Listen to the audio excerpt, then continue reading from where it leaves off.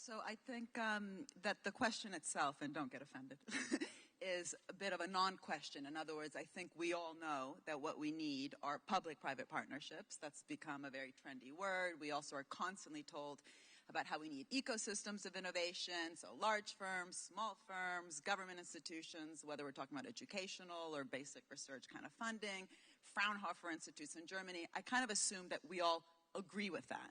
I think my point, that sort of controversial point, which I'll keep banging on here, is we have to start becoming courageous enough to ask what kind of ecosystems.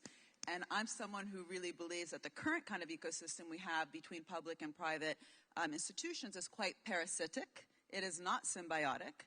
And part of that is actually, to blame also the economists. I'm an economist, so I'm allowed to blame economists, which is we haven't even had the framework through which to describe what the public sector has actually done in the few countries and the few regions around the world that have actually achieved innovation-led growth. So in places like Silicon Valley, the government was extremely visible. It had massive amount of funding today, also in other sectors, not just IT, but, we were just talking before, the NIH, the National Institutes of Health, $32 billion a year across the entire innovation chain. Tesla Motors, the big new hero in terms of organization. This is Elon Musk in Silicon Valley, got a $500 million guaranteed loan from Obama, picked Tesla, just like Compaq, Apple, Intel were all picked. The internet was picked. What we haven't admitted is just how risky these investments are and the big dysfunctionality that we have today. And the reason why I argue that it's a parasitic system is that we've only socialized the risks, not the rewards.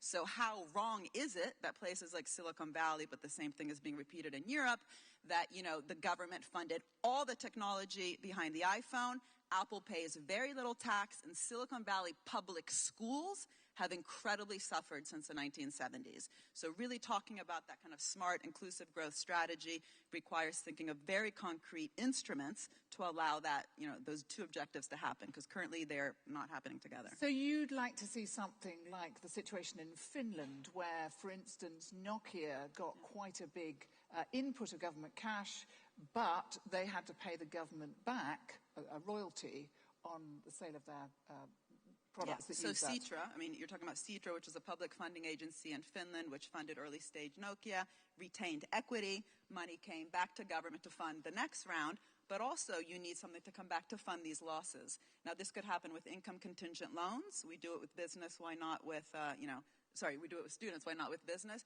Equity or retention of a golden share of the patent system.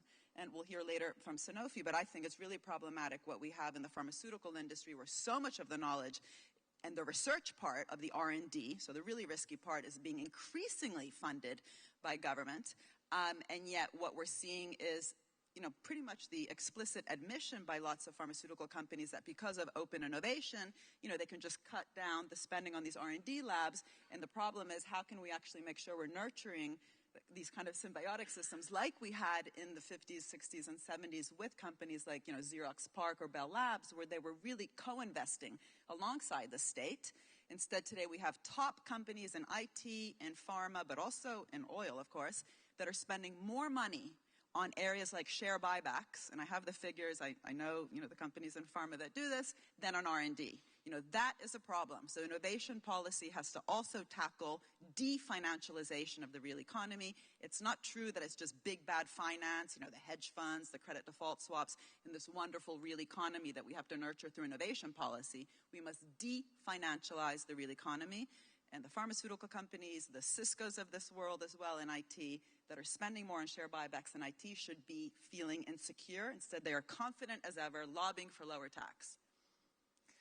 Right. Thank you. Marvellous. You said.